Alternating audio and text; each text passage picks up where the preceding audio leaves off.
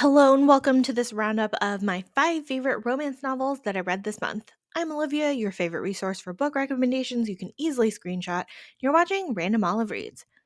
First up is To All the Earls I Have Loved Before by Fenna Edgewood. This is a historical romance and book 2 of the Gardner Girl series. Widowed Gwendolyn is in a whole heap of trouble, being threatened by one man and then being evicted by another. Luckily, a duke named Angel is ready to save the day by proposing a marriage of convenience. He is the ultimate himbo character with a bit of a carefree, foolish demeanor, but his protective instincts are spot on. He's basically the best sort of man, offering his name and home and all his worldly resources to protect Gwendolyn and her 5-year-old son. Even though they've agreed on a marriage in name only, it's so easy for these two to fall in love and desire so much more from each other. Lots of twists and turns here with the villain of Gwendolyn's story and how the information is revealed as the story proceeds. I love this one. It's a combination of two of my favorite tropes with the marriage of convenience and the super nice, sweet himbo character. The Lady Sparks a Flame by Elizabeth Everett is a historical romance and book 2 of the Damsels of Discovery series. Combine an emotionally traumatized exiled scientist with an upbeat and emotionally happy kind of guy, and we get this absolute gem of a book. Phoebe is back in the country to deal with her late father's estate after having been exiled to America for inventing a bomb that killed someone a few years ago. She's all sorts of detached and cold and prickly to everyone around her. We learn that it's because of her horribly abusive father. Somehow, the wealthy shop owner and newspaper man, Sam, gets involved in her affairs, first offering to buy her house, and second by trying to court her sister. Sam is just trying to improve his overall social station and thinks that a titled wife is the way to do it. But of course, Sam is more interested in Phoebe than anything else and wants to soothe all of her hurts. Tons of emotional angst here as we dig up all of Phoebe's past traumas and come to some sort of resolution. The Trouble with Anna by Rachel Griffiths is a historical romance and a standalone novel. I almost missed out on this one because I didn't realize it was a historical romance. The cover design is fresh and fun, but kind of confusing for which genre the book belongs to. Anyway, we have Anna, a socially awkward daughter of an earl who lives with her maternal grandfather and pretty much hates going to balls and parties. She's definitely a horse girl through and through. And then her grandfather dies, and it turns out he only leaves her the house, horses, and stables if she marries the earl next door.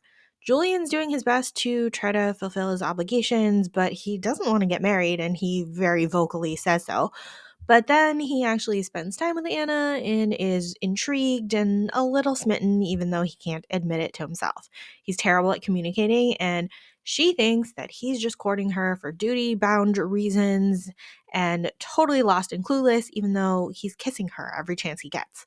It's basically all sorts of chaos in this book with an inheritance clause, kind of an arranged match, and total lack of communication. I really like this book, and I couldn't wait to see how they resolved all their issues. Topaz by Beverly Jenkins is a historical romance that takes place in post Civil War Old West America. I love the chaos and villainy of a Beverly Jenkins book. Catherine is a newspaper woman who is investigating a stock fraud crime, gets caught, and needs rescuing by Dix. He is a deputy marshal who was originally looking for Catherine's father for his crimes, but then the old swindler promises Catherine's hand in marriage since that's the only thing he has to offer. We start pretty early with an arranged marriage for Catherine and Dix, and the slow wagon trail to Indian Territory as they make their way to Dixon's home while avoiding the crooks that are after Catherine. It's danger around every corner and a slow burn romance rolled into one. There was so much happening in this book, and I loved all of it. Two Wrongs Make a Right by Chloe Leese is a contemporary romance and book 1 of the Wilmot Sister series. Everyone gets off on the wrong foot here when B and Jamie are pushed towards each other at a party. He basically says the wrong thing all the time, coming off as an arrogant jerk when he's really just tongue tied, and B is the ultimate klutz that night, spilling drinks on Jamie multiple times. Despite the horrible meat disaster, their meddling friends and family trick them into a date. So then B proposes that they fake date and then break up as revenge for the meddling friend group. And of course, in the time that they spend together, they realize they're a perfect fit. This book had so much cute, witty banter, plenty of steam, and I loved how Bea and Jamie understood each other so well once they got over their hangups and actually opened up to each other. Thank you so much for watching this video. Hopefully you found a book or 5 to add to your TBR. Links to all of these books are in the description box. Like and subscribe to get updates, and you can follow me on Instagram at randomolive.